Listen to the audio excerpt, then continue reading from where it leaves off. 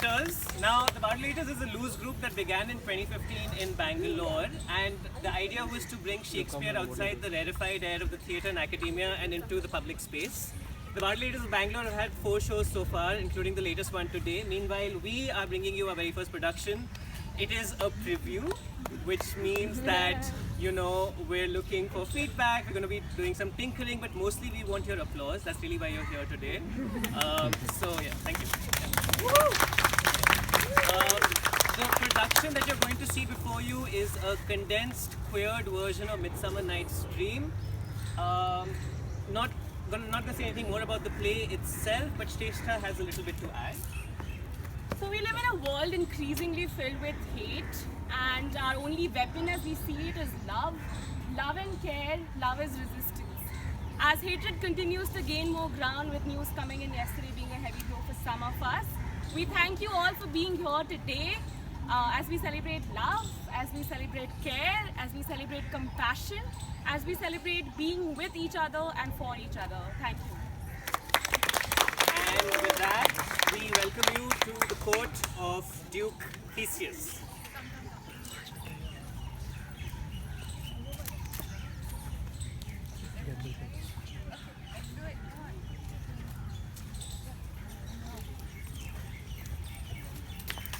Happy be Theseus, a renowned duke.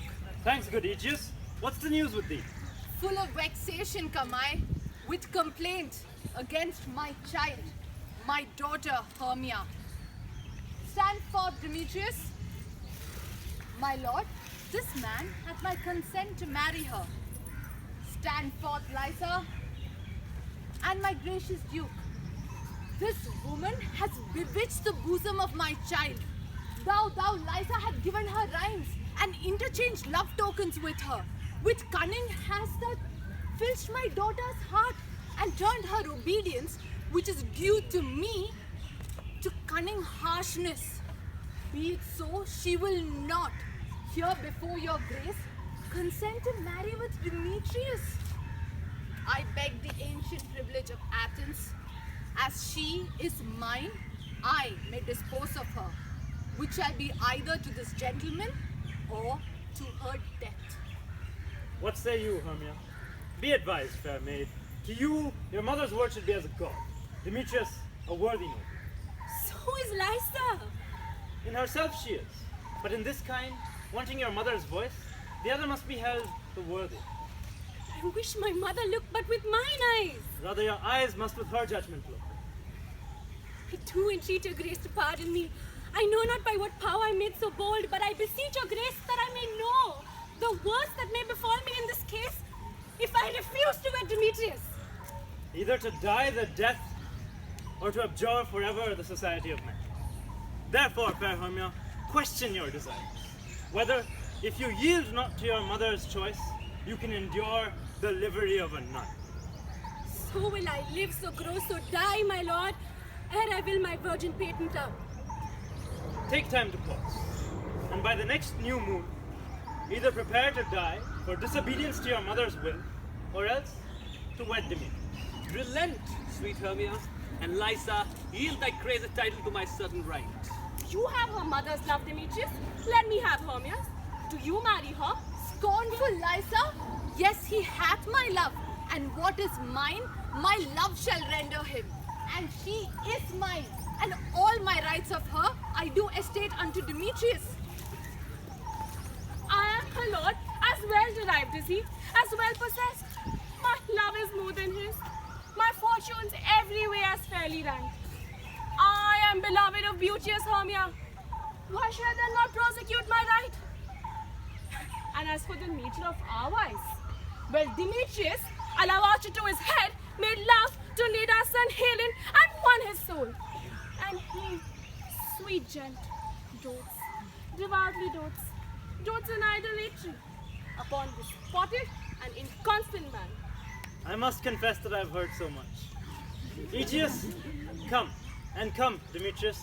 You shall go with me. I have some private schooling for you both. As for you, fair Hermia, look, you arm yourself to fit your fancies to your mother's will, or else the law of Athens yields you up, which by no means we may extenuate, to death or to a vow of single life.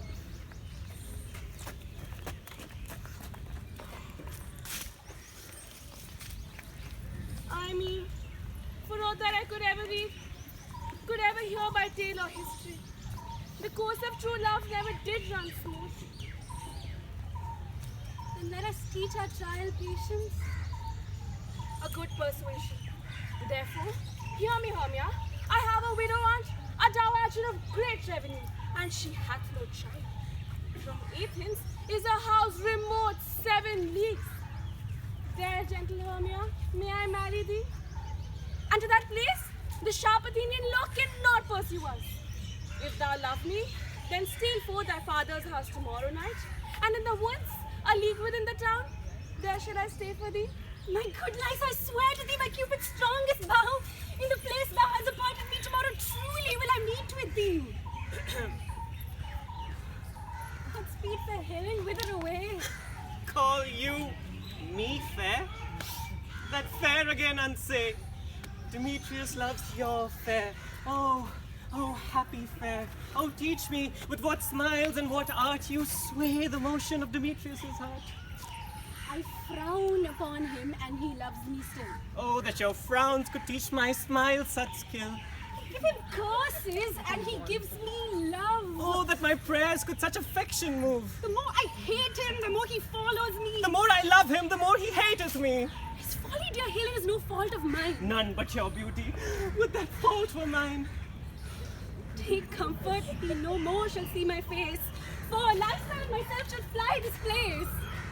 Haylen, to you, our minds we will unfold. Tomorrow night, when feet doth behold, her silver visage on the watery glass, taking with liquid pearl the bladed glass.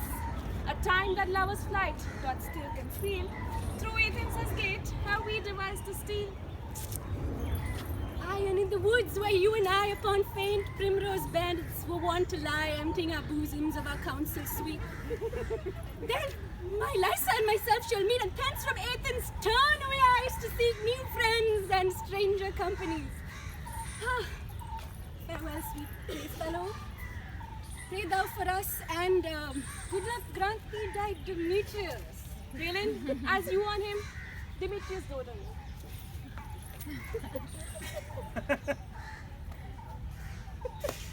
How happy some or someone else can be. Through Athens, I am thought as fair as she. But, but what of that? What of that? Demetrius thinks not so. He will not know. He will not know. Love, love, looks not with the eyes, but with the mind, and therefore is winged Cupid painted blind before Demetrius looked on Hermia's eyes, he hailed down oaths that he was only mine.